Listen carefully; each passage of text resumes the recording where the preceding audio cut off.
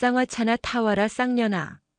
군대 휴게실에서 욕설을 뱉었는데 상대방의 정체가 대한민국군 서열 1위 포스타 합참의장 한중령의 오만함이 군 전체를 뒤집어 엎는 계기가 된 이야기입니다.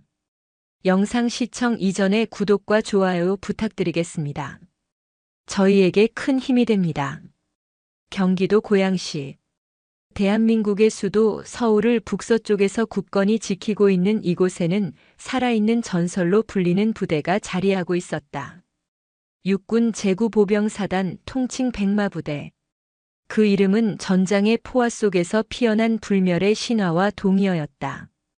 6.25 전쟁 당시 가장 치열했던 격전지 중 하나인 백마고지에서 열흘간 주인이 12번이나 바뀌는 혈투 끝에 승리를 쟁취하며 얻은 영광스러운 이름. 그 후로도 백마부대는 대한민국 육군의 선봉이자 최정예 부대의 상징으로 군림해왔다. 하지만 영원할 것 같던 영광의 빛도 고인 물이 썩어가듯 시간의 흐름 속에서 서서히 그 빛을 잃어가고 있었다. 현재의 백마부대는 과거의 신화 위에 안주하는 거대한 공룡과도 같았다. 겉보기에는 위풍당당했으나 그 속은 낡은 관료주의와 부조리, 그리고 지독한 권위주의로 병들어가고 있었다. 특히 29연대 황금박쥐부대는 그 부패의 정점에 있는 곳이었다. 그 부패의 중심에는 연대장 오만석 대령과 그의 오른팔인 3대 대장 황인철 중령이 있었다. 오 대령은 처세술과 아부의 능에 실력 이상의 자리에 오른 인물이었고 황 중령은 야전 경험 하나만을 무기 삼아 아나무인 격으로 부대를 주무르는 불도저 같은 사내였다. 그의 세계에서 군인이란 모름지기 거칠고 목소리가 크며 아랫사람을 힘으로 찍어 누를 줄 알아야 했다. 특히 여군은 그의 인식 속에서 군인이라는 범주에 포함되지도 않는 존재였다. 행정실에 앉아 커피나 타고 회식 자리에서 술이나 따르는 장식품. 그것이 황인철이 생각하는 여군의 가치였다. 늦가을에 햇살이 따갑게 내리쬐는 오후 3대대 본부 건물 한편에 마련된 장교 휴게실. 이곳은 황인철 중령의 개인 왕국이나 다름없었다. 소파는 가장 편한 자리를 독차지했고 새로 들어온 커피나 다과는 가장 먼저 그의 입으로 들어갔다. 아 씨발. 날씨 한번 더럽게 덥네. 황인철은 땀으로 축축한 전투복 상의를 풀어헤치며 소파에 벌러덩 드러누웠다. 맞은편에 앉아있던 젊은 중대장들은 하던 이야기를 멈추고 그의 눈치만 살폈다. 야, 박대위. 너 이번에 휴가 나간다며? 좋냐? 갑작스러운 물음에 박성진 대위가 화들짝 놀라며 허리를 폈다. 아닙니다. 가족들과 조촐하게 보낼 예정입니다. 조촐은 무슨. 나가면 다 똑같지. 여자 끼고 술이나 마시겠지.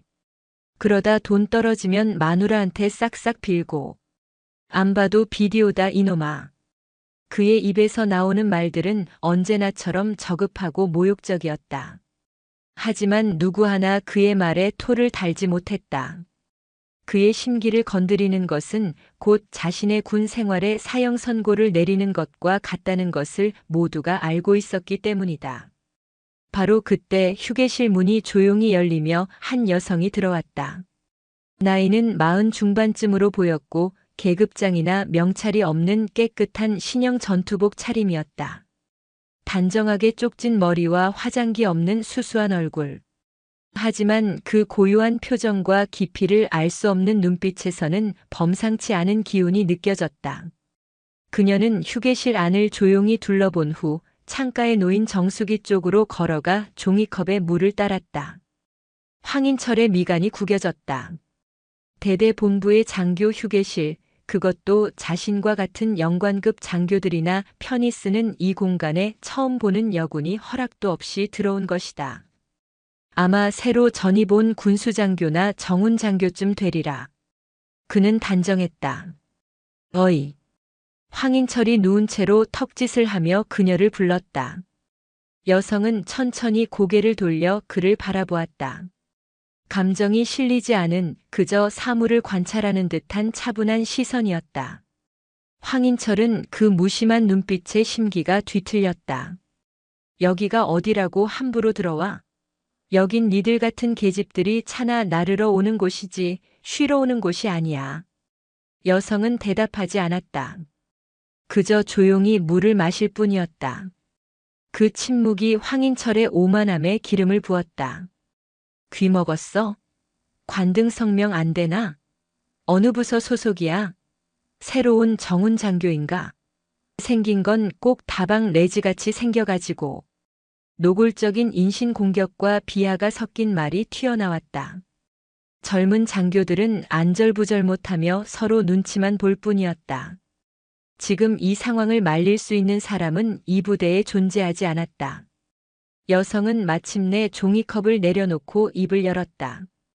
맑고 깨끗했지만 강철 같은 심지가 느껴지는 목소리였다. 이 휴게실은 장교들을 위한 공간으로 알고 있는데 아닌가? 뭐? 말대꾸하는 거 봐라, 인연이. 장교는 무슨? 니들이 장교면 지나가던 개도 장군이겠다. 군복만 입혀놓으면 다 똑같은 군인인 줄 알아? 황인철은 자리에서 벌떡 일어났다. 그의 거대한 그림자가 여성을 위협적으로 덮었다. 그는 여성의 얼굴 바로 앞까지 다가가 삿대질을 하며 고함을 질렀다. 군대는 말이야, 계급이 깡패고 짬이법이야. 니들처럼 서류 나부랭이나 만지작거리는 것들이 뭘 안다고. 전쟁 나면 제일 먼저 도망갈 것들이. 그의 목소리는 휴게실 전체를 쩌렁쩌렁 울렸다. 그때까지 조용히 물을 마시던 여성의 눈빛이 미세하게 변했다. 하지만 그것은 분노나 두려움이 아니었다. 마치 흥미로운 연구 대상을 발견한 과학자처럼 차갑고 분석적인 빛이었다. 그녀는 지금 황인철이라는 인간과 그를 괴물로 만든 이 부대의 썩어빠진 시스템을 해부하고 있었다. 니년이 그렇게 잘났어? 그렇게 군인 정신이 투철해? 그럼 어디 한번 증명해봐. 황인철은 비열한 미소를 지으며 말했다. 날도 덥고 목도 마르니 쌍화차나 한 잔 진하게 타와. 계란 노른자도 하나 동동 띄워서. 손끝 야무지게 생겼으니 그건 잘하겠지. 아, 아니다. 니년이 타주는 건 비위 상해서 못 마시겠다. 그냥 커피나 타와, 이 쌍년아. 당장. 쌍년. 그 마지막 단어가 휴게실의 공기를 얼어붙게 만들었다. 그것은 단순한 욕설을 넘어 한 인간의 존엄성을 완전히 짓밟는 폭력이었다. 박성진 대위는 자기도 모르게 주먹을 꽉 쥐었다. 하지만 그는 아무것도 할 수 없었다. 여기서 나서는 순간 황인철의 분노는 자신에게로 향할 것이고 그의 군 생활은 그걸로 끝이었다. 비겁함과 무력감이 그의 온몸을 짓눌렀다. 모두가 숨을 죽이고 있는 그때 휴게실 문이 벌컥 열렸다. 그리고 구사단 사단장인 이진우 소장이 사색이 된 얼굴로 뛰어들어왔다. 그는 휴게실 안의 광경을 보고는 숨을 멈췄다. 그리고 거의 울음 섞인 목소리로 외쳤다. 의장님, 이런 누추한 곳에 어찌 혼자. 의장님. 그 한마디가 마치 거대한 망치처럼 황인철의 머리를 내리쳤다. 대한민국 군대에서 의장님이라는 호칭으로 불리는 사람은 단 한 명뿐이었다. 육해공군 70만 대군을 총지휘하는 군 서열 1위 합동참모의장. 어깨 위에 감히 쳐다볼 수도 없는 4개의 별을 단 살아있는 전설. 황인철의 동공이 지진이라도 난 듯 격렬하게 흔들렸다. 그의 시선은 사단장의 얼굴과 그가 계집에 쌍년이라 부르며 커피를 타오라고 모욕했던 여성의 얼굴을 미친 듯이 오갔다. 설마 아닐 거야. 대한민국 최초의 여성 합참의장이 탄생했다는 뉴스는 들었지만 그 전설적인 인물이 지금 자기 눈앞에 서 있을 리가 없었다. 하지만 이진우 소장의 다음 행동은 그의 마지막 희망마저 산산조각 냈다. 이진우 소장은 황인철은 거들떠보지도 않은 채 여성의 앞으로 달려가 허리가 부러져라 경례를 했다. 충성. 명 받으신 합참의장님께 제구보병사단장 소장 이진우 경례 드립니다. 시간이 멈췄다. 세상의 모든 소리가 사라졌다. 황인철의 귀에는 오직 자신의 심장이 절망적으로 쿵쾅거리는 소리만이 들릴 뿐이었다. 그의 눈앞에 서 있는 여성. 그녀는 바로 오늘 아침 언론에 알리지 않고 비공식적으로 서부전선 일대를 시찰하러 나선 신임 합참의장 강지영 대장이었다. 강지영 의장은 자신에게 경례하는 사단장을 잠시 바라보다가 천천히 고개를 돌려 굳어버린 황인철을 보았다. 그녀의 입가에 얼음처럼 차갑고 서늘한 미소가 걸렸다. 중령. 나지막한 그녀의 부름에 황인철의 온몸이 경직되었다. 쌍화차는 다 되었나? 그 한마디는 그 어떤 불호령보다도 무서운 지옥의 선고였다. 황인철은 그 자리에 무너져 내렸다. 그의 오만했던 군 생활과 뒤틀렸던 신념이 자신이 그토록 경멸했던 한 여성의 발밑에서 처참하게 박살나는 순간이었다. 합참의장 강지영. 그녀의 이름 앞에는 늘 최초라는 수식어가 따라다녔다. 최초의 여성 생도대장, 최초의 여성 연대장, 최초의 여성 사단장, 그리고 마침내 대한민국군 역사상 그 누구도 오르지 못했던 여성으로서의 최고 정점 합동참모의장. 그녀는 남성 중심의 군 조직이라는 견고한 유리 천장을 오직 자신의 실력 하나만으로 깨부숴 온 살아있는 신화였다. 하지만 그녀가 진정으로 위대한 지휘관으로 평가받는 이유는 단순히 여성 최초라는 상징성 때문이 아니었다. 그녀는 그 누구보다도 군을 사랑했고 군의 부조리와 낡은 관습을 혐오했다. 그녀는 취임 일성으로 가장 낮은 곳까지 살피는 의장이 되겠다고 공언했고 오늘 백마부대 3대대를 예고 없이 찾은 것 역시 그 약속의 일환이었다. 그녀는 보고서에 적힌 화려한 미사여구가 아닌 말단 병사의 땀 냄새와 낡은 막사의 먼지 냄새 속에서 군의 진짜 현실을 보고 싶었다. 그리고 그녀가 마주한 현실은 상상 이상으로 썩어 문드러져 있었다. 황인철 중령은 바닥에 주저앉은 채 넋이 나간 사람처럼 강지영 의장을 올려다보고 있었다. 그의 머릿속은 하얗게 비어 있었다. 현실을 부정하고 싶었지만 눈앞에 이진우 사단장이 식은땀을 비 오듯 흘리며 어쩔 줄 몰라 하는 모습이 이것이 끔찍한 현실임을 증명하고 있었다. 살려주십시오, 의장님. 제가 감히 의장님을 못 알아뵙고 죽을 죄를 지었습니다. 그는 바닥에 머리를 찌우며 필사적으로 용서를 구했다. 조금 전까지 세상을 다 가진 듯 거들먹거리던 위세는 온데간데 없었다. 오직 살아남고 싶다는 비굴한 본능만이 남아 몸부림치고 있었다. 강지영 의장은 그를 내려다보았다. 그녀의 눈에는 분노나 경멸보다는 깊은 연민과 실망감이 서려 있었다. 일어서라, 중령. 그녀의 목소리는 여전히 차분했다. 하지만 그 차분함 속에는 그 누구도 거역할 수 없는 절대적인 권위가 담겨 있었다. 황인철은 마치 자석에 이끌린 쇳가루처럼 비틀거리며 일어섰다. 내가 만약 합참의장이 아니었다면, 그저 평범한 여군 장교였다면 그래도 나에게 용서를 구할 건가? 송곳처럼 날카로운 질문이 그의 심장을 찔렀다. 황인철은 아무 대답도 하지 못했다.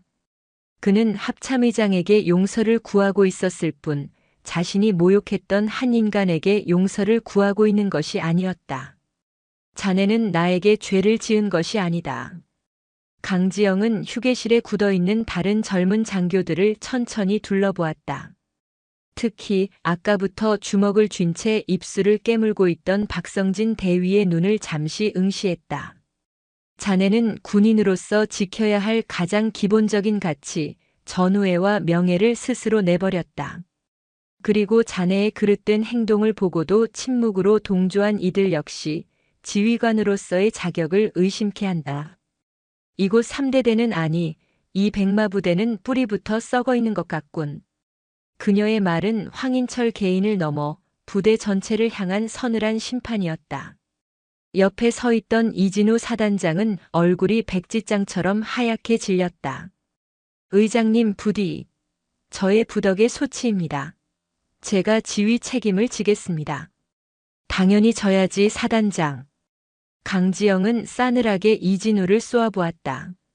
자신의 부대에서 이런 일이 벌어지고 있는데도 까맣게 모르고 있었다면 무능한 것이고 알고도 묵인했다면 직무유기다. 어느 쪽이든 지휘관으로서 실격이야. 그녀는 더 이상 그들과 말을 섞지 않았다.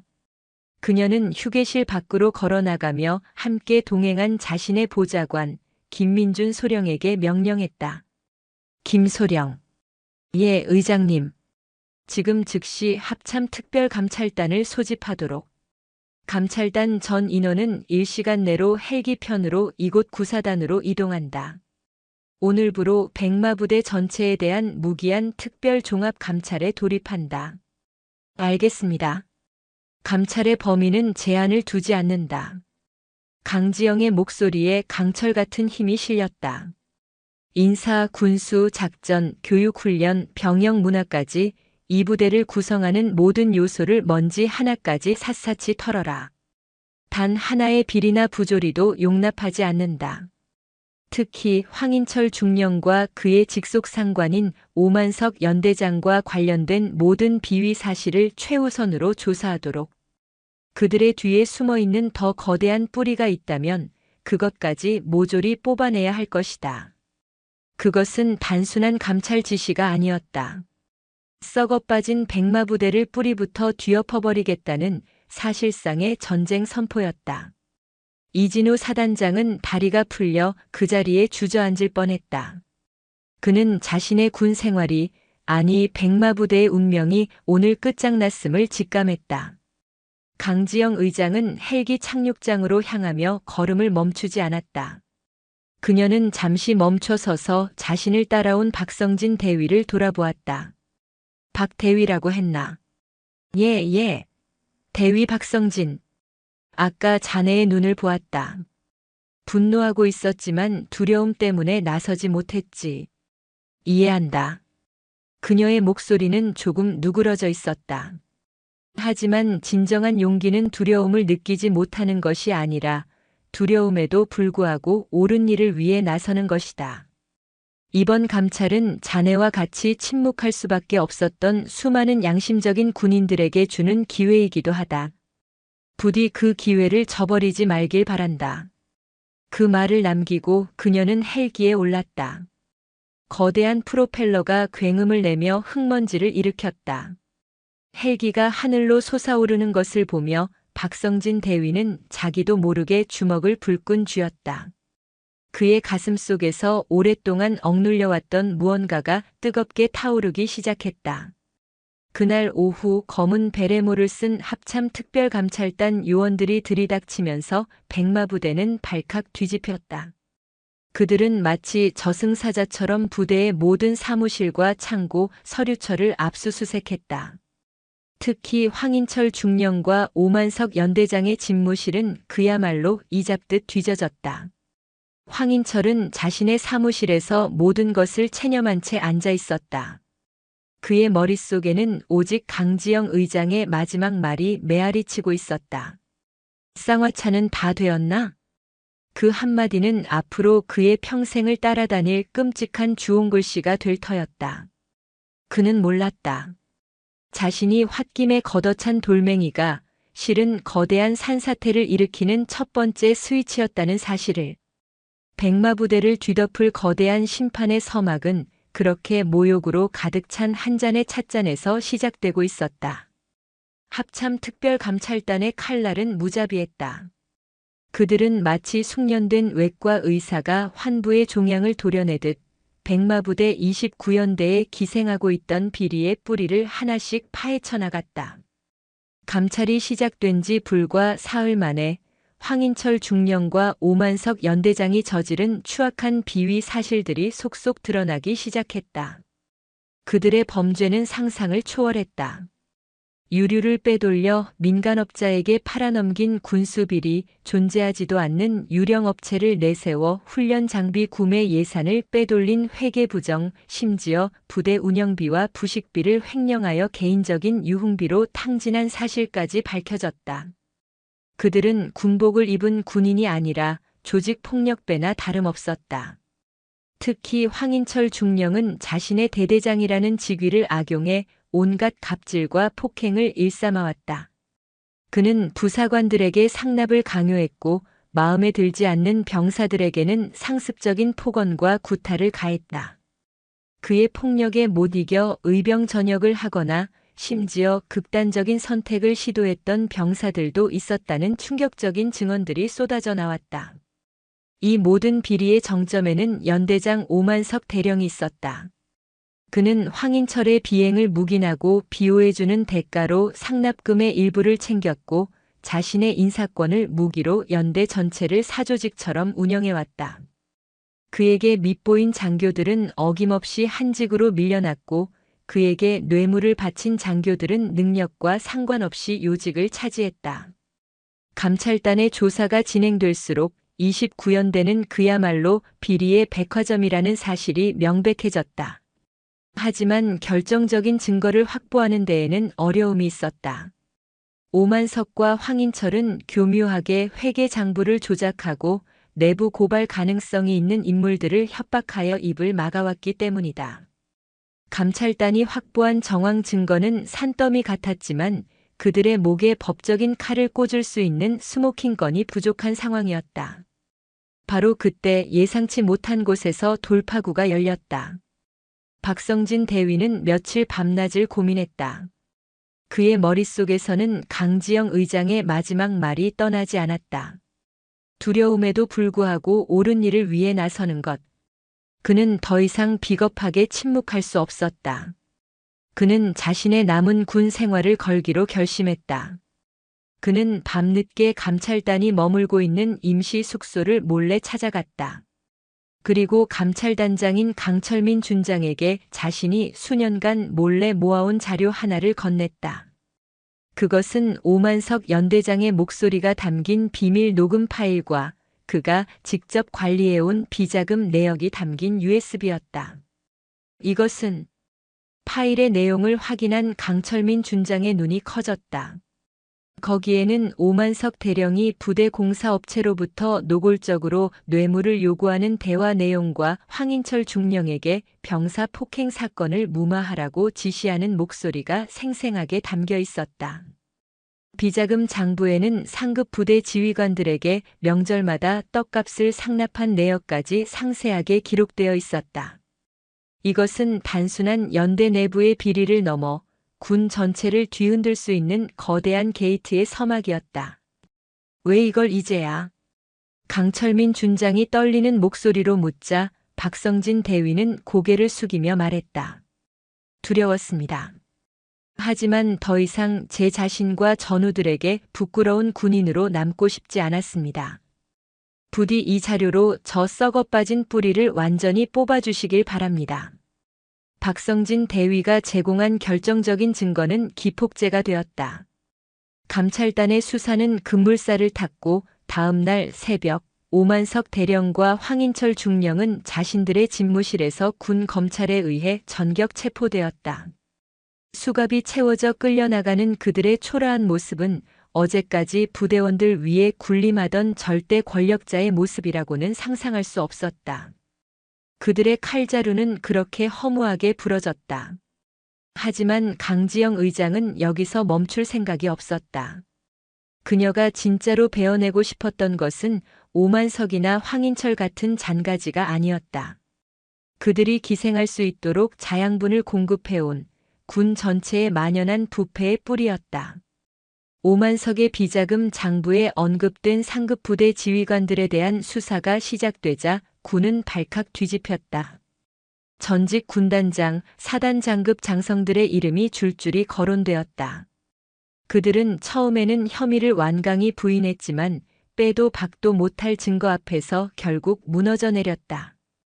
대한민국 육군 창설 이래 최대 규모의 군 비리 스캔들이었다. 강지영 의장은 국방부 특별 기자회견을 자청했다.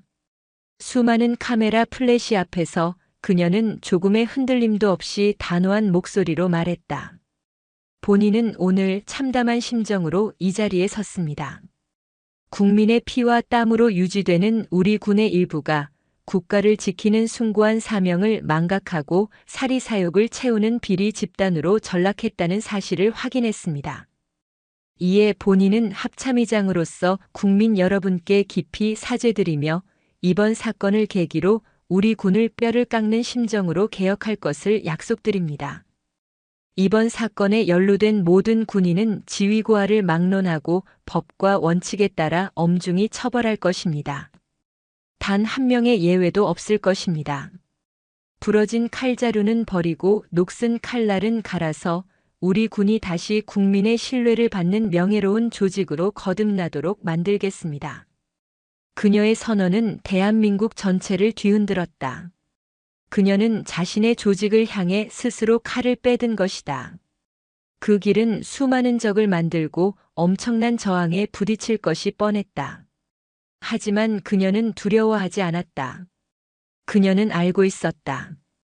진정한 개혁은 가장 아프고 썩은 환부를 도려내는 것에서부터 시작된다는 것을. 백마부대에서 시작된 작은 파문은 이제 대한민국군 전체를 집어삼킬 거대한 태풍이 되어 몰아치기 시작했다. 오만석 대령과 황인철 중령의 구속은 시작에 불과했다. 그들의 입에서 그리고 박성진 대위가 제출한 비밀 장부에서 튀어나온 이름들은 썩은 뿌리가 얼마나 깊고 넓게 퍼져 있는지를 증명하는 끔찍한 이정표였다. 수사의 칼날은 구사단을 넘어 육군본부의 핵심부와 일선 군단을 향해 뻗어나갔다.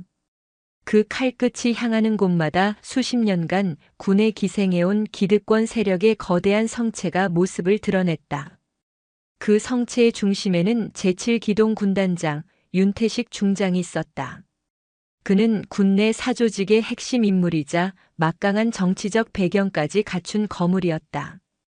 오만석의 장부에는 그에게 정기적으로 거액의 뇌물이 상납된 기록이 선명하게 남아 있었다. 강지영 의장의 칼날이 마침내 자신의 턱 밑까지 차오르자 윤태식은 더 이상 좌시할 수 없다고 판단했다. 저 계집애 하나 때문에 우리 모두가 죽게 생겼어. 서울 한복판의 고급 비밀 요정. 군복을 벗은 윤태식과 수사선상에 오른 다른 장성들이 모여 대책을 논의하고 있었다. 그들의 얼굴에는 위기감과 함께 강지영을 향한 노골적인 적개심이 서려 있었다. 이대로 당하고만 있을 순 없습니다. 우리도 반격해야 합니다. 한 장성이 분통을 터뜨렸다. 윤태식은 독사처럼 차가운 눈을 빛내며 말했다. 물론이지. 정면으로 부딪히는 건 어리석은 짓이야. 저 여자의 가장 큰 약점이 뭔지 아나? 바로 여자라는 사실, 그리고 정치군인이라는 프레임이야.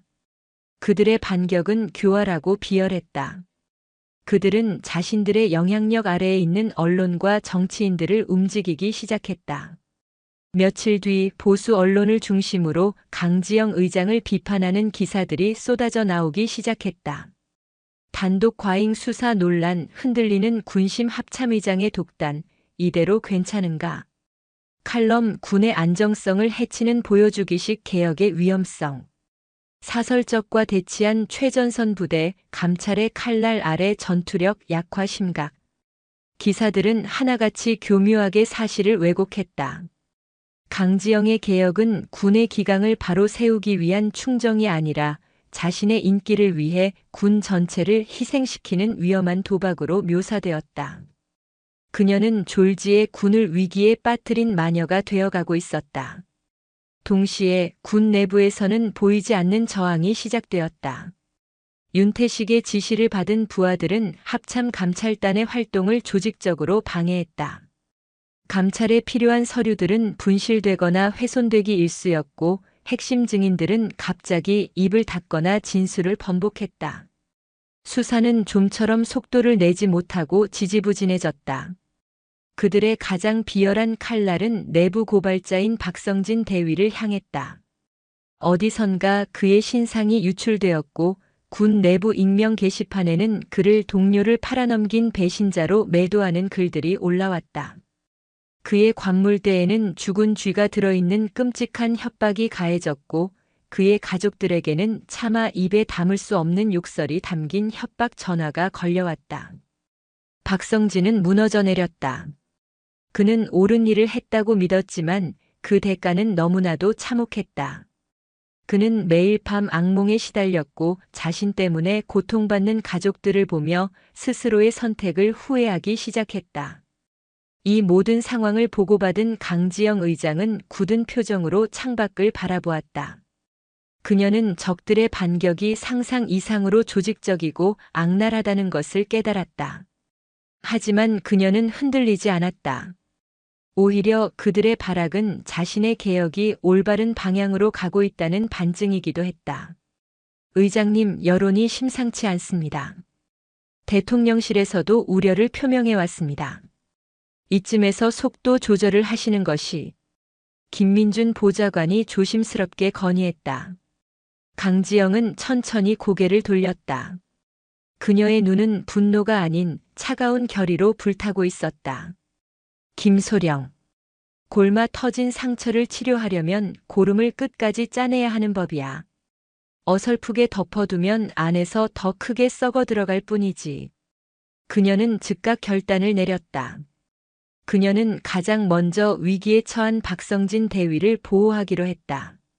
지금 즉시 박성진 대위를 구사단에서 합참의장 보좌실로 전속 발령 내도록. 공식적인 명분은 군 개혁 관련 정책 연구 TF 파견 근무다. 파격적인 인사 조치였다. 일개 대위를 합참의장 직속 기구로 불러들인다는 것은 전례가 없는 일이었다. 그것은 박성진을 외부의 위협으로부터 완벽하게 보호하는 물리적인 방패막이자 그를 건드리는 것은 곧 합참의장 자신에게 도전하는 것이라는 강력한 경고 메시지였다. 며칠 뒤 합참의장실로 첫 출근을 한 박성진 대위는 어색하고 긴장된 표정으로 강지영 앞에 섰다. 그는 자신 때문에 의장이 곤란한 지경에 처한 것 같아 죄송스러운 마음뿐이었다. 죄송합니다, 의장님. 저 때문에. 강지영은 그의 말을 가로막았다. 사과할 필요 없다. 자네는 군인으로서 가장 용기 있는 일을 했다. 고개 숙여야 할 사람들은 자네가 아니라 저들이다. 그녀는 따뜻한 차 한 잔을 건네며 말했다. 박 대위. 나는 자네를 온실 속 화초처럼 보호하기 위해 이곳으로 부른 것이 아니다.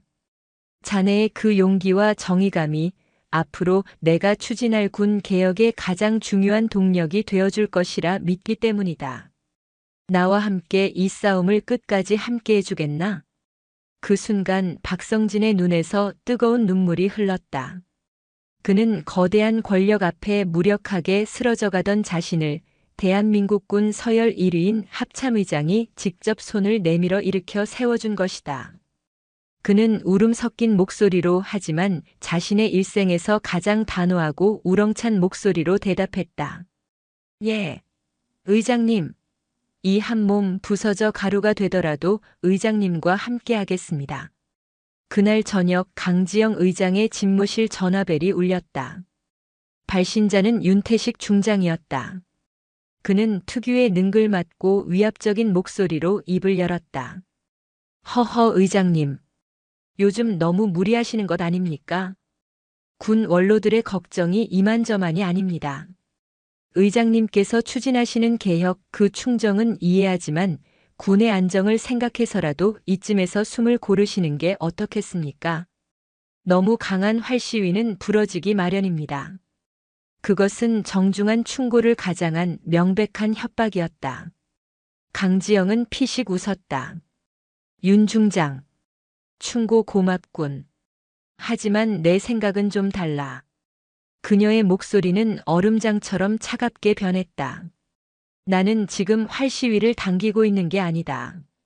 군이라는 거대한 숲을 병들게 하는 해충들을 박멸하고 있는 중이지. 그리고 나는 이 숲이 깨끗해질 때까지 단 한순간도 살충제 뿌리기를 멈출 생각이 없다.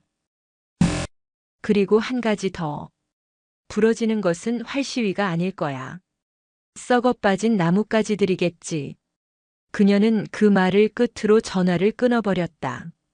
창밖으로 보이는 국방부의 야경이 그 어느 때보다도 선명했다. 그림자 속에서 시작된 비열한 반격. 하지만 그녀는 물러설 생각이 없었다. 오히려 더 강한 강철이 되기 위해 기꺼이 망치질을 감당할 준비가 되어 있었다. 윤태식 중장과 기득권 세력의 언론 플레이는 생각보다 효과적이었다. 안보 위기와 군심 분열이라는 자극적인 프레임은 국민들의 불안감을 증폭시켰고 강지영 의장의 개혁 동력은 눈에 띄게 약화되기 시작했다. 국회 국방위원회에서는 연일 그녀의 독단을 질타하는 목소리가 터져나왔고 심지어 그녀를 임명했던 대통령실마저 개혁의 속도를 조절해달라는 메시지를 보내왔다. 사면 초과. 그녀는 군 역사상 가장 강력한 권한을 가진 합참의장이었지만 동시에 가장 외로운 지휘관이기도 했다. 하지만 그녀는 포기하지 않았다. 적들이 자신을 진흙탕 속으로 끌어들여 싸우려 한다면 자신은 전혀 다른 그들이 감히 상상하지도 못했던 방식으로 싸우리라 결심했다. 어느 날 아침 국방부 기자실은 발칵 뒤집혔다. 합참에서 전군에 긴급 지시를 하달했다는 속보가 떴기 때문이었다. 합동참모의장 현 안보 상황의 위중함을 고려하여 전군에 대한 불시 전투준비 태세 검열을 지시. 첫 번째 검열 대상은 최정예 기동군단인 육군 제7기동군단 7군단. 바로 윤태식 중장이 지휘하는 부대였다. 군 안팎이 술렁거렸다. 명부는 전투준비 태세 점검이었지만 그것이 사실상 윤태식을 정조준한 표적 감사라는 것을 모르는 사람은 없었다. 윤태식은 격노했지만 반발할 수는 없었다. 군의 존재 이유인 전투 준비를 점검하겠다는데 일선 지휘관이 거부할 명분이 없었기 때문이다. 그는 오히려 쾌재를 불렀다. 잘 됐다. 저 계집애가 무덤을 파는구나. 우리 7군단이 어떤 부대인지 똑똑히 보여주지. 서류 작업과 보여주기 훈련이라면 우리가 대한민국 최고야. 털끝 하나 흠집 못 내게 완벽하게 준비해서 오히려 저 여자의 무능함과 독선을 만천하에 공개해주마. 윤태식의 자신감은 근거가 있었다. 그의 7군단은 매년 육군본부가 주관하는 각종 경연대회와 검열에서 최우수 부대 표창을 독차지해온 소위 서류상 최강의 부대였다. 하지만 그 화려한 성적표의 이면에는 실전 능력은 도외시한 채 오직 상급 부대에 잘 보이기 위한 보여주기식 훈련과 서류 조작이 만연해 있었다. 강지영 의장은 바로 그 허점을 노렸다. 그녀가 지시한 검열은 기존의 정형화된 방식이 아니었다. 검열 당일 새벽 7군단 전역에 실제 상황을 방불케 하는 비상 사이렌이 울려 퍼졌다. 훈련 상황. 적 특수부대 군단 지휘부 후방으로 침투. 군단 예하 전 부대는 즉시 최고 경계 태세에 돌입, 침투한 적을 색출 경멸하라. 사전에 아무런 예고도 없었던 100% 실제 상황을 가정한 기습 훈련이었다.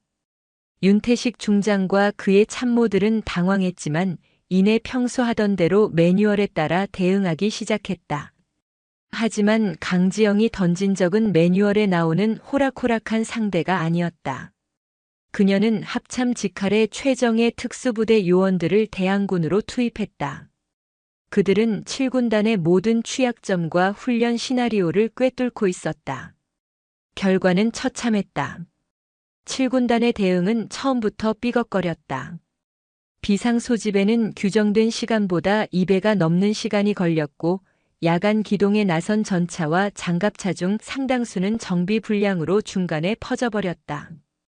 간신히 출동한 수색대는 대항군의 교묘한 기만 전술에 속아 엉뚱한 산속을 헤매고 다녔다. 합참 지휘통제실. 거대한 스크린에는 7군단의 처참한 실상이 실시간으로 중계되고 있었다. 강지영 의장은 팔짱을 낀 채 냉정한 눈으로 그 모든 광경을 지켜보고 있었다. 그녀의 옆에는 박성진 대위가 서서 날카롭게 상황을 분석하고 있었다. 의장님, 7군단 포병여단의 대응이 너무 느립니다. 적 출현 예상 지역에 대한 예방 포격이 즉시 이루어져야 하는데 아직까지 사격 명령이 하달되지 않고 있습니다. 이유는 아마 포탄 재고가 부족할 겁니다. 박성진 대위는 자신이 구사단에서 확보했던 비리 장부를 떠올렸다. 그 장부에는 7군단이 포탄 관리업자와 결탁하여 실제로는 폐기해야 할 불량 포탄을 정상 포탄인 것처럼 서류를 조작하고 차액을 빼돌린 정황이 기록되어 있었다. 강지영은 즉시 검열팀에 무전 지시를 내렸다. 지금 즉시 7군단 포병여단 탄약고의 실제 재고를 확인하도록. 잠시 후 충격적인 보고가 들어왔다. 보고합니다. 탄약고 재고 실사 결과 장부상 수량의 30%가 비어 있거나 사용 불가능한 폐포탄으로 채워져 있습니다. 지휘 통제실이 술렁거렸다. 그것은 단순한 훈련 미숙의 차원을 넘어선 명백한 군사범죄였다. 만약 지금이 실제 상황이었다면 7군단은 싸워볼 무기조차 없는 껍데기 부대나 다름없었던 것이다. 훈련은 7군단의 완벽한 패배로 끝났다. 윤태식 중장은 자신의 지휘 벙커에서 망연자실한 표정으로 스크린을 바라보고 있었다. 그때 벙커 문이 열리고 강지영 의장이 검열팀과 함께 들어섰다. 윤태식은 황급히 일어나 경례를 했지만 그의 얼굴은 잿빛으로 변해 있었다. 강지영은 그를 거들떠보지도 않고 처참한 훈련 결과가 떠있는 스크린을 가리켰다. 윤 중장, 자네가 그토록 지키고 싶어 했던 군의 안정과 전투력이라는 게 고작 이런 것이었나? 그녀의 목소리는 조용했지만 그 어떤 고함보다도 날카롭게 윤태식의 심장을 찔렀다. 자네는 군복을 입고 국가를 지킨 것이 아니야. 군복을 방패 삼아 자신의 안위와 이익을 지켰을 뿐이다. 텅 빈 탄약고 움직이지도 못하는 전차 허수아비 같은 병사들, 이게 자네가 만든 성의 실체다. 자네의 그 거짓된 성은 오늘부로 끝났다.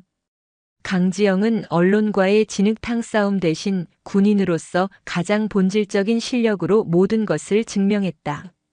그녀는 윤태식과 기득권 세력이 얼마나 무능하고 부패했는지를 그 어떤 기사나 증언보다도 명백한 사실로서 온 세상에 드러내 보인 것이다. 강철은 두드려야 단단해진다는 옛말처럼 그녀는 자신을 향한 거대한 망치질을 오히려 상대를 부숴버리는 강력한 무기로 되돌려 주었다. 7군단의 불시 전투준비 태세 검열 결과는 메가톤급 폭풍이 되어 군 전체를 강타했다. 서류상 최강 부대의 민낯이 적나라하게 드러나자 강지영 의장을 비난하던 여론은 하루아침에 뒤바뀌었다. 그녀는 군을 흔드는 마녀에서 썩어빠진 군을 개혁하는 잔 다르크로 재평가받기 시작했다. 그녀의 개혁에 미온적이던 대통령실과 정치권도 더 이상 침묵할 수 없었다. 국민들의 압도적인 지지가 그녀의 가장 강력한 무기가 되어준 것이다. 상황이 역전되자 그동안 보복이 두려워 입을 닫고 있던 내부 고발자들이 용기를 내기 시작했다. 7군단을 시작으로 육군 전역에서 수십 년간 묵인되어 왔던 비리와 부조리에 대한 증언들이 본물처럼 터져나왔다. 강지영이 시작한 작은 개혁의 불씨는 이제 누구도 막을 수 없는 거대한 들불이 되어 번져나가고 있었다. 궁지에 몰린 윤태식 중장과 그의 세력은 최후의 발악을 시작했다. 하지만 그들의 저항은 이미 기세가 꺾인 상태였다. 오히려 수사가 진행될수록 그들의 범죄는 단순한 비리를 넘어 국가 안보를 심각하게 위협하는 이적 행위에 가깝다는 사실이 드러났다. 특히 박성진 대위는 합참의장 보좌실에서 밤낮을 가리지 않고 자신이 확보했던 비리 장부와 이번 7군단 검열에서 드러난 데이터를 교차 분석했다. 그리고 마침내 그는 군수업체와 군 고위 장성들 사이의 검은 유착 관계를 밝혀내는 결정적인 연결고리를 찾아냈다. 그들은 특정 군수업체에 독점적으로 무기 및 장비 계약을 몰아주는 대가로 거액의 리베이트를 받아왔다. 문제는 그 업체가 납품한 장비 대부분이 성능 미달의 불량품이었다는 것이다.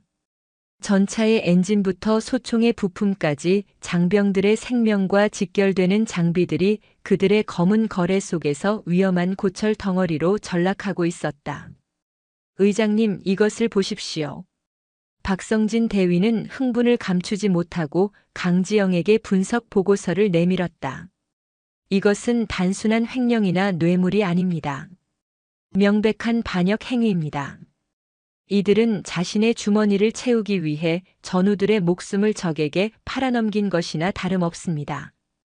보고서를 읽어내려가는 강지영의 표정은 차갑게 굳어졌다. 마침내 마지막 퍼즐 조각이 맞춰졌다. 그녀는 이제 이 추악한 범죄의 사슬을 끊어낼 마지막 결전을 준비해야 했다. 며칠 후 윤태식 중장을 비롯한 비리 연루 장성들에게 합참의장 주재 긴급 안보 현안 회의라는 명목의 소집 명령이 떨어졌다. 자신들의 운명이 결정될 자리라는 것을 직감했지만 그들은 합참의장의 공식적인 소집 명령을 거부할 수 없었다. 회의 장소는 용산 국방부 청사 내에 위치한 합참의장 집무실이었다.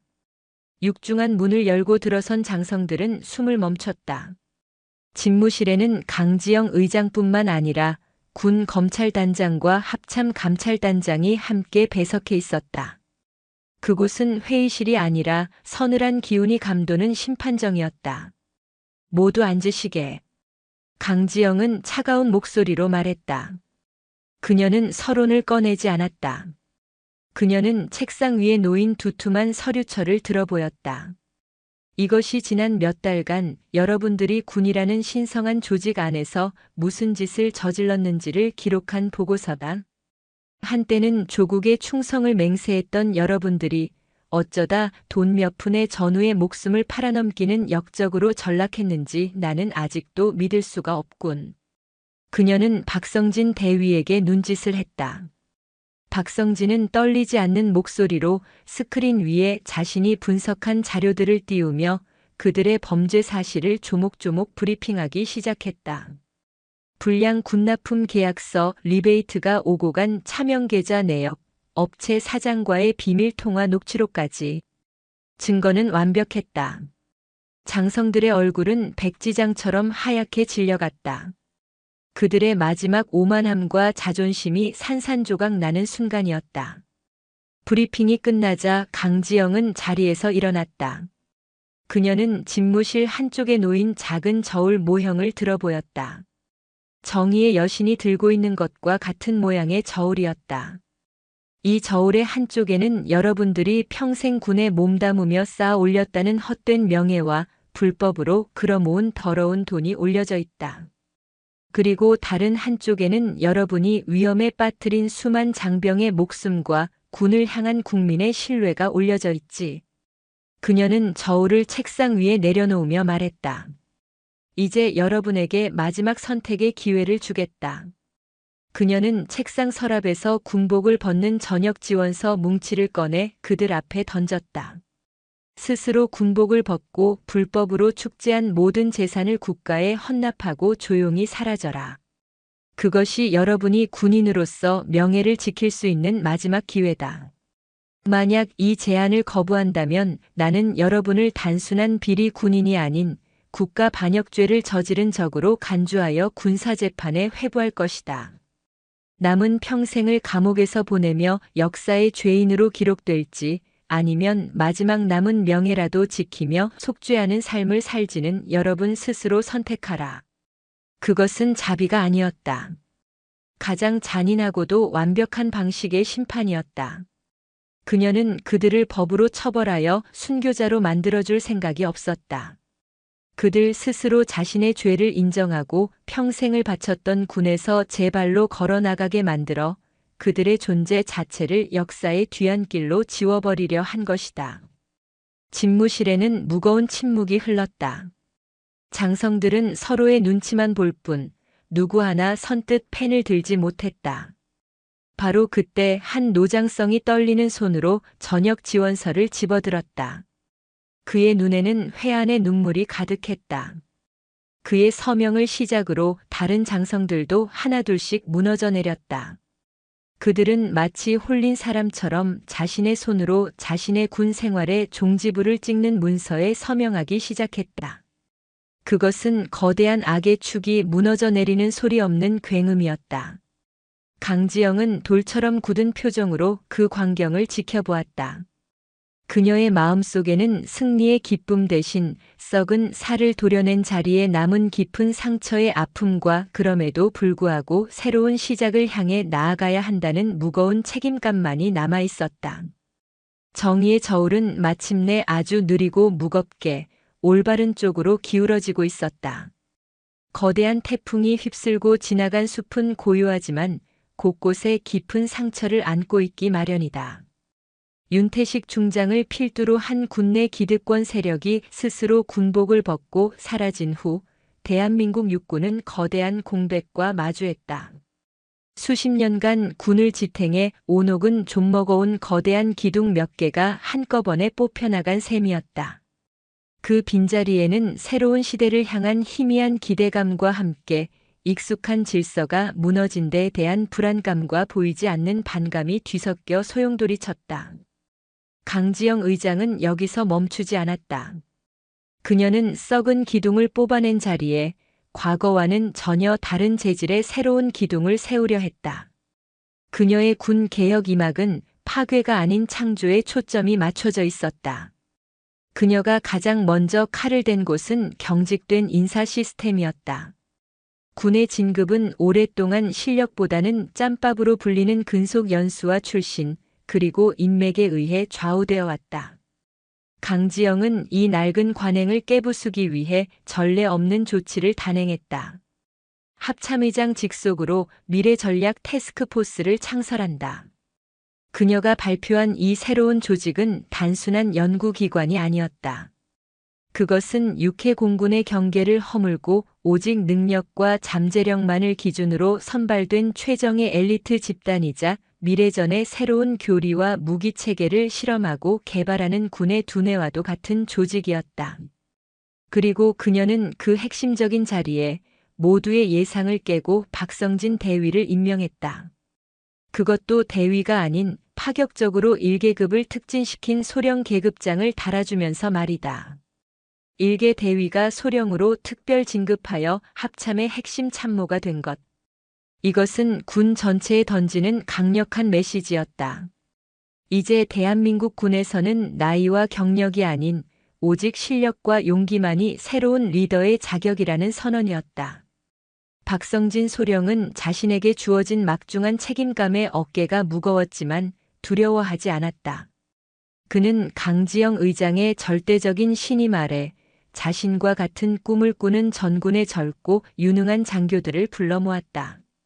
드론 전문가, 인공지능 프로그래머, 해킹 방어 전문가, 심리전 전문가 등 출신도 계급도 제각각이었지만 그들의 눈은 하나같이 새로운 군대를 만들겠다는 열정으로 불타고 있었다.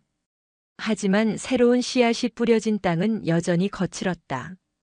강지영의 개혁에 정면으로 반기를 드는 세력은 사라졌지만 그보다 더 무서운 관성의 저항이 그녀의 앞을 가로막았다. 수십 년간 이어져 온 군의 낡은 시스템과 문화는 마치 거대한 늪처럼 그녀의 개혁을 한 걸음 한 걸음 더디게 만들었다. 의장님, 미래전략 태스크포스에 배정된 예산안이 국방부 행정심의에서 또다시 보류되었습니다. 사유는 기존 무기체계와의 호환성 검토 미비입니다. 해군과 공군에서 파견된 인력들이 기존 관행을 이유로 비협조적인 태도를 보이고 있다는 보고가 들어왔습니다. 보고는 대부분 그런 식이었다. 누구도 명시적으로 반대하지는 않았다. 하지만 그들은 절차와 관행이라는 이름의 거대한 벽 뒤에 숨어 교묘하게 개혁의 발목을 잡고 있었다. 강지영의 적은 이제 윤태식 같은 특정 인물이 아니었다. 원래 그래왔다는 안일함과 굳이 바꿀 필요 없다는 나태함, 바로 군 조직 전체에 퍼져 있는 거대한 관료주의 그 자체였다. 이 지루하고 끈질긴 싸움 속에서 박성진 소령과 그의 팀은 마침내 첫 번째 결과물을 만들어냈다. 그들이 아르고스라고 명명한 새로운 시스템이었다. 아르고스는 군사 위성과 정찰 드론, 통신 감청 정보 등 전 전선에서 수집되는 빅데이터를 인공지능으로 분석하여 적의 도발 징후를 사전에 예측하고 경고하는 조기경보 시스템이었다. 이론적으로 아르고스는 인간의 직관이나 경험이 놓칠 수 있는 미세한 징후까지 포착하여 적의 움직임을 손금 보듯 들여다볼 수 있었다. 첫 번째 시험 가동에서 아르고스는 놀라운 예측 결과를 내놓았다. 보고합니다. 아르고스 시스템이 서해 북방 한계선엔 LL 인근의 특정 해역에서 3일 이내에 북한 경비정의 국지적 도발 가능성이 87%에 달한다는 경고를 보냈습니다. 박성진 소령은 분석 데이터를 들고 즉시 서해를 관할하는 해군 2함대 사령부로 달려갔다. 하지만 그를 맞이한 것은 차가운 냉대와 노골적인 무시였다. 허허, 박소령. 수고한 건 알겠는데 전쟁이 어디 컴퓨터 게임인 줄 아나? 이함대 사령관인 최원호 중장은 코웃음을 치며 말했다. 그는 평생을 거친 파도와 싸워온 전형적인 뱃사람 출신의 제독이었다. 그의 세계에서 전쟁은 데이터가 아닌 파도와 바람을 읽는 감으로 하는 것이었다. 내가 이 서해 바다에서만 30년을 넘게 있었어. 내 경험상 지금은 그 어느 때보다 조용해. 풋내기 소령이 만든 프로그램 하나 믿고 수천 명의 함대 장병들을 들쑤실 수는 없는 노릇이지. 돌아가게. 하지만 사령관님, 데이터가 명확하게 가리키고 있습니다. 이것은 단순한 추측이 아닙니다. 시끄럽다. 어디서 감히 일개 소령이 함대 사령관의 판단에 토를 다나. 당장 돌아가지 못해. 최원호 제독의 불호령에 박성진은 더 이상 아무 말도 할 수 없었다. 그는 절망적인 심정으로 발길을 돌릴 수밖에 없었다. 그가 목격한 것은 단순히 한 명의 고집센 지휘관이 아니었다. 그것은 새로운 변화를 거부하고 과거의 경험만을 절대 진리로 여기는 군 전체의 낡고 완고한 자화상이었다. 박성진은 곧바로 합참으로 복귀하여 이 사실을 강지영 의장에게 보고했다. 강지영은 보고를 받는 내내 아무 말 없이 창밖을 바라볼 뿐이었다. 그녀의 표정은 그 어느 때보다도 굳어 있었다. 그녀는 알고 있었다. 이번 사건은 단순히 하나의 시스템이 무시당한 문제가 아니었다. 이것은 자신이 만들려는 새로운 군대와 과거의 망령에 사로잡힌 낡은 군대가 정면으로 충돌하는 첫 번째 시험대라는 것을. 그녀는 최원호 제독에게 직접 전화를 걸어 경계 강화를 지시했지만 그는 마지못해 정기 순찰을 조금 강화하는 수준으로 조치하겠다는 미적지근한 대답만을 내놓았다. 시간은 속절없이 흘러 아르고스가 예측한 D-Day D-Day가 하루 앞으로 다가왔다. 합참 지휘통지실에는 무거운 침묵이 흘렀다. 박성진과 그의 팀원들은 초조하게 아르고스 시스템의 모니터를 지켜보고 있었다. 그들의 예측이 틀리기를 바라는 사람은 아무도 없었다. 하지만 만약 그들의 예측이 맞는다면 그것은 곧 서해 바다 위 우리 장병들의 목숨이 위험에 처한다는 것을 의미했다. 강지영은 자신의 집무실에서 조용히 눈을 감았다. 그녀의 머릿속은 복잡했다. 자신이 조금 더 강하게 밀어붙여야 했을까? 아니면 이것이 바로 낡은 것을 부수기 위해 반드시 치러야 하는 고통스러운 대가일까? 어둠이 내린 용산의 밤하늘 너머 서해의 검은 바다 위로 불길한 전운이 서서히 짙어지고 있었다. 다음 날 아침 서해의 수평선은 언제나처럼 평온했다. 최원호 제독의 말처럼 바다는 그 어느 때보다 잔잔했다. 해군 2함대 사령부의 분위기는 평소와 다름없이 평화로웠다. 합참의장의 과민한 경고는 그저 해프닝으로 치부되는 분위기였다. 정기 순찰 임무에 나선 참수리 357호정의 대원들 역시 따스한 아침 햇살을 받으며 한가롭게 농담을 주고받고 있었다. 하지만 그 평화는 단 한 발의 섬광과 함께 산산조각 났다. 쾅! 고요한 바다를 찢는 굉음과 함께 참수리 357호정의 조타실 측면에서 거대한 물기둥이 솟구쳐 올랐다. 거의 동시에 함교가 박살나며 쇠조각과 파편이 사방으로 튀었다. 북한 경비정이 안개 낀 연평도 그늘에 숨어 있다가 기습적으로 대함 미사일을 발사한 것이다. 적의 기습이다. 조타실 피격. 조타 기능 마비. 갑작스러운 공격에 참수리 357호정은 순식간에 화염과 연기에 휩싸였다.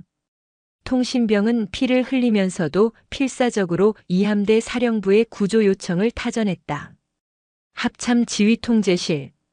비상벨이 터져나올 듯 울려 퍼지는 가운데 스크린 위에 떠오른 NLL, 아군 고속정 피격이라는 붉은색 자막은 모든 이들의 심장을 얼어붙게 만들었다.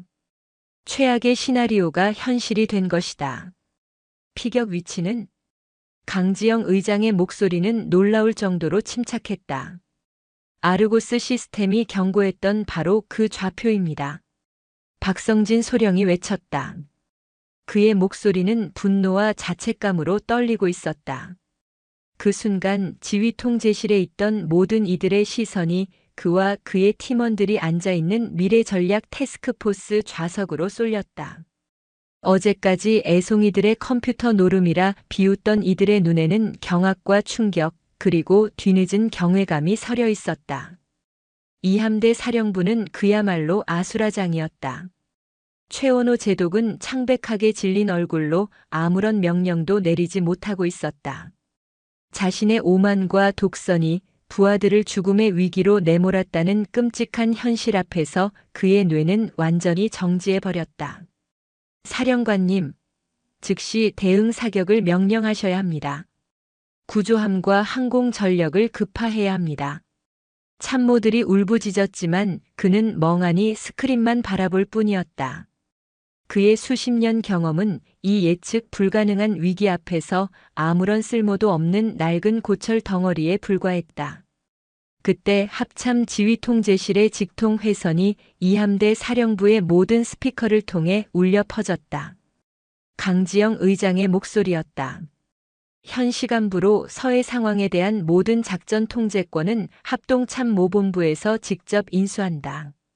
최원호 제독은 모든 지휘 권한을 합참에 이양하고 현 위치에서 대기하라. 군 서열 1위 합참의장의 직접 지휘 선언이었다. 사실상의 지휘권 박탈이자 현장 지휘관에게는 사형 선고나 다름없는 명령이었다. 하지만 그 누구도 이의를 제기하지 못했다. 강지영은 지휘권을 인수한 즉시 기계처럼 차갑고 신속하게 명령을 쏟아내기 시작했다. 그녀의 명령은 더 이상 최원호 제독의 낡은 감이 아닌 아르고스 시스템이 실시간으로 분석해내는 차가운 데이터에 기반하고 있었다. 박소령, 적의 다음 행동은? 보고합니다. 아르고스 분석 결과 적의 1차 공격은 유인책일 가능성이 92%입니다. 지금 우리가 구조를 위해 함대를 출동시키면 인근 장산고제 위장 배치된 해안포부대의 집중 공격을 받게 될 것입니다. 좋다. 해안포부대의 정확한 위치는 3분 내로 특정 가능합니다. 강지영은 즉시 공군작전 사령부에 명령을 내렸다. 공군 F-15편대 즉시 출격. 목표는 박소령이 전송하는 좌표다. 적 해안포부대를 정밀 타격하여 무력화시켜라. 해군 구조 헬기 출동하여 참수리 357호정 생존자 구조에 만전을 기하라. 단 적의 추가 공격에 대비하여 해상 초계기의 엄호를 받으며 진입한다. 그녀의 지휘 아래 군은 거대한 기계처럼 일사불란하게 움직였다. 모든 결정은 신속했고 모든 움직임은 정확했다. 그것은 낡은 관행과 직관에 의존하던 과거의 군과는 완전히 다른 데이터와 정보에 기반한 미래의 군대가 첫 번째 실전을 치르는 순간이었다. 몇 시간 뒤 상황은 종료되었다. 공군의 정밀 폭격에 북한군 해안포 진지는 잿더미가 되었고 추가 도발 의지는 완벽하게 분쇄되었다. 참수리 357호정은 큰 피해를 입었지만 신속한 구조 작업 덕분에 전사자는 최소화할 수 있었다. 만약 최원호 제독의 판단대로 함대가 섣불리 출동했다면 제2의 연평해전과 같은 끔찍한 비극이 재현될 뻔했다.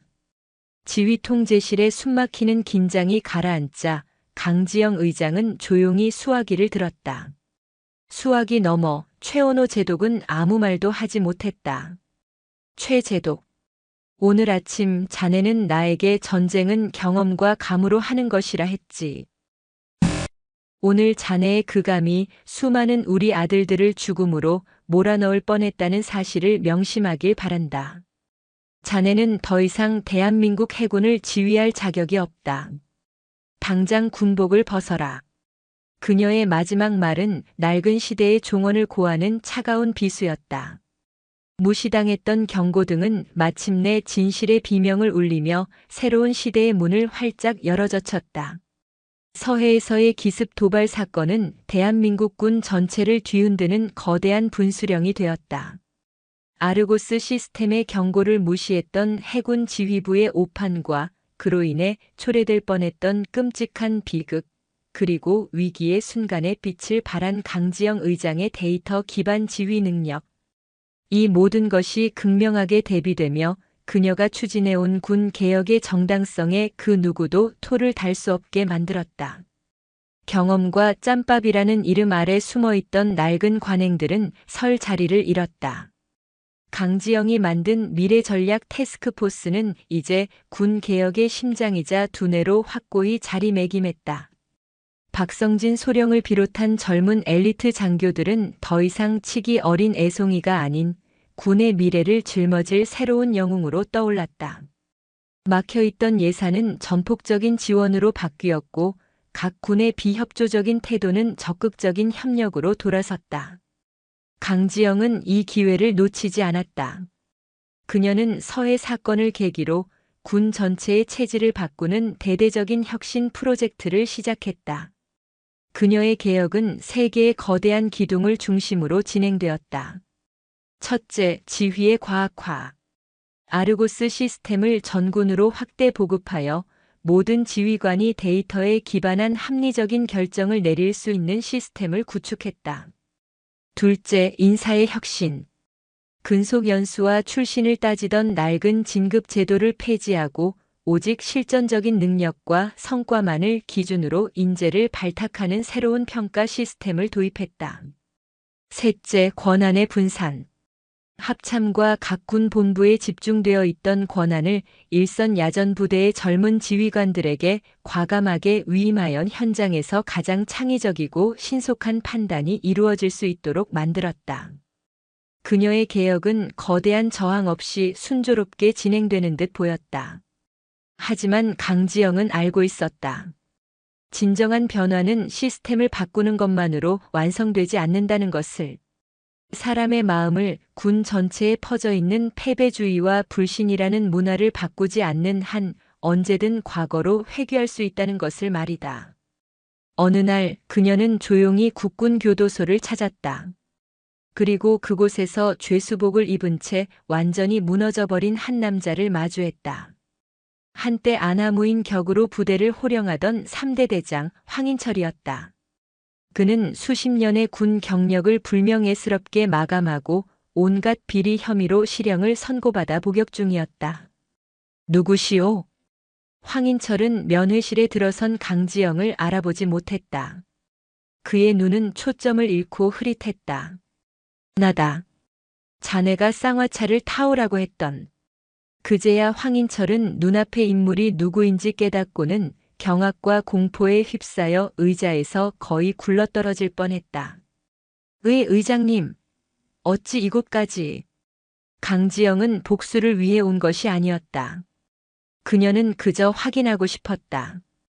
자신이 파괴했던 과거가 어떤 모습으로 남았는지를.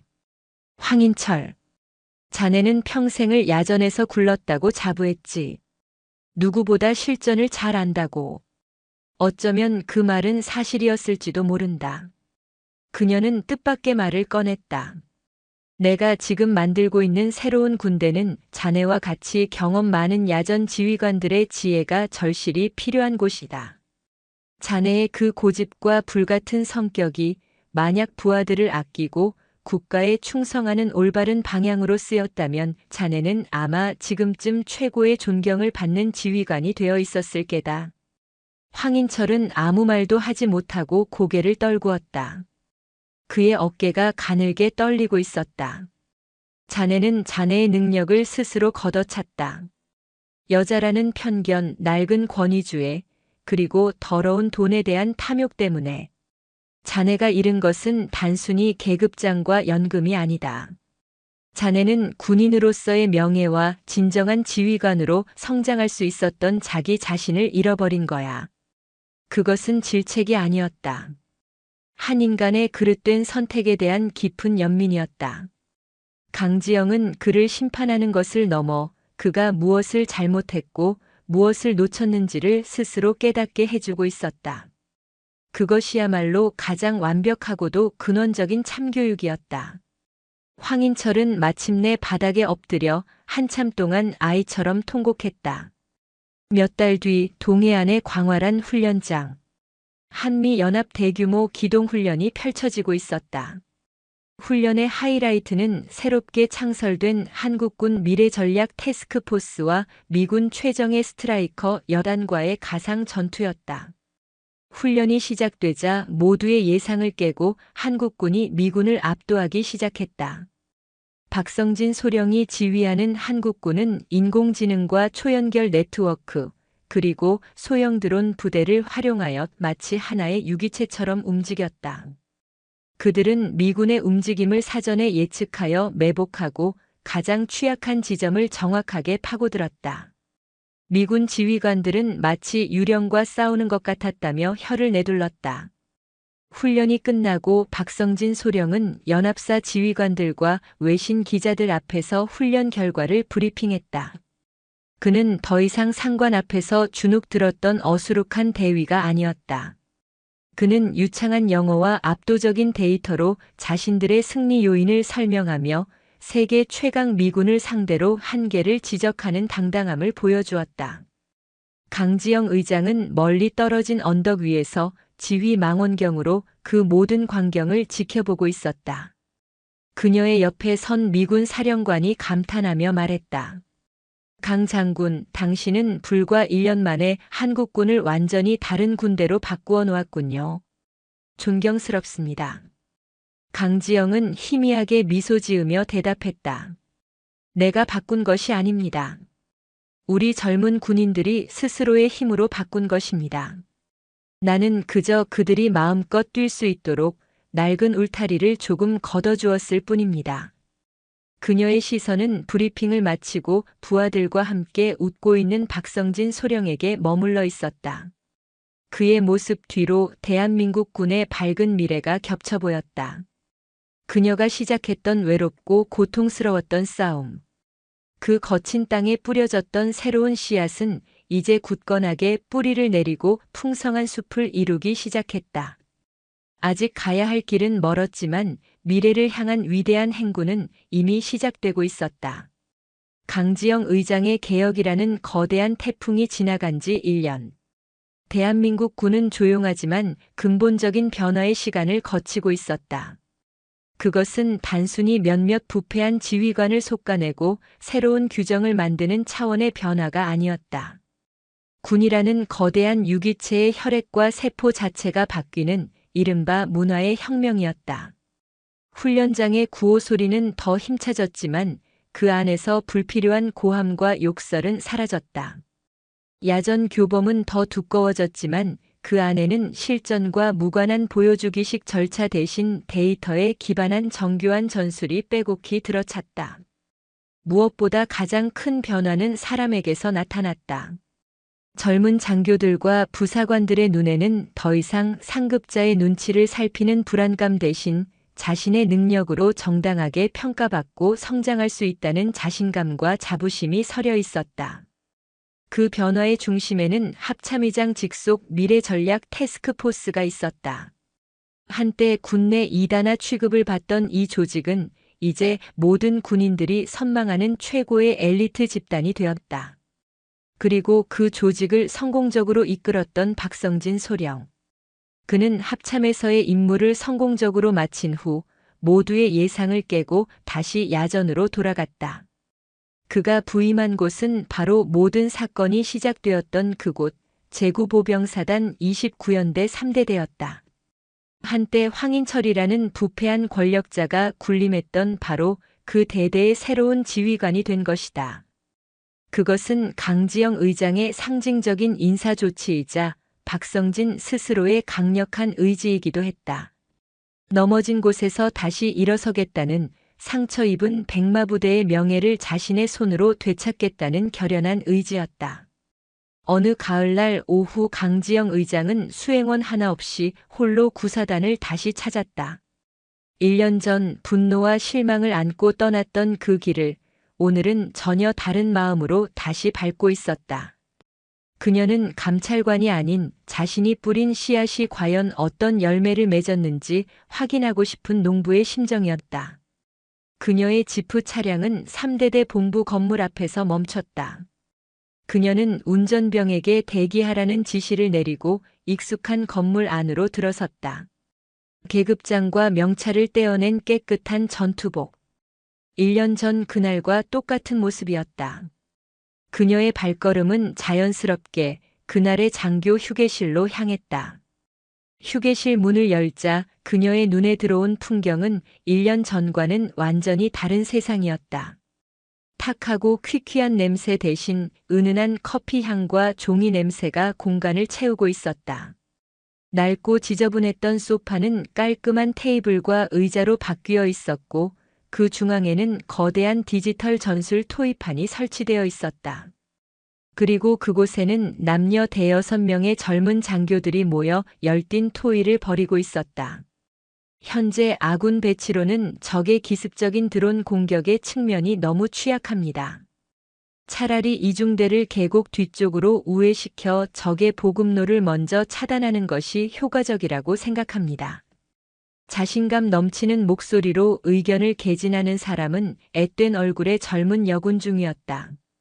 그녀의 의견에 다른 남성 장교들이 고개를 끄덕이며 반론을 제기했다. 일리 있는 의견입니다. 하지만 그렇게 되면 주력 부대의 전진 속도가 너무 늦춰질 수 있습니다. 데이터상으로는 그들의 토의에는 과거와 같은 짬밥이나 계급에 의한 억압이 존재하지 않았다. 오직 논리와 데이터에 기반한 가장 효율적인 승리의 방법을 찾기 위한 건강한 논쟁만이 있을 뿐이었다. 강지영은 문가에 조용히 서서 그 광경을 미소 지으며 바라보았다. 그때 토의에 참여하고 있던 한 대위가 그녀를 발견했다. 그는 그녀가 누구인지 알아보지는 못했지만 낯선 상급 장교가 서 있는 것을 보고는 정중하게 다가와 경례를 했다. 충성. 처음 뵙겠습니다. 혹시 찾으시는 분이라도 있으십니까? 아니, 그냥 잠시 둘러보는 중이었소. 그러십니까? 먼 길 오신 것 같은데 우선 앉아서 커피라도 한잔 하시지요. 저희가 토의하던 중이라 조금 시끄러웠다면 죄송합니다. 그의 태도는 지극히 자연스럽고 정중했다. 그에게 그녀는 그저 이름 모를 선배 군인이자 부대를 방문한 손님일 뿐이었다. 황인철의 쌍화차나 타와라 쌍년아 라는 폭언이 울려 퍼지던 바로 그 공간에서 그녀는 따뜻한 예의와 존중이 담긴 커피 한 잔을 권유받고 있었다. 그것은 지난 1년간의 그 어떤 보고서보다도 값진 살아있는 변화의 증거였다. 바로 그때 휴게실 문이 다시 열리고 박성진 소령이 들어왔다. 그는 이전보다 훨씬 더 다부지고 위험 있는 지휘관의 모습이었다. 그는 문가에 서 있는 강지영을 발견하고는 눈이 휘둥그레졌다가 이내 활짝 웃으며 가장 우렁찬 목소리로 외쳤다. 의장님, 이곳까지 어쩐 일이십니까?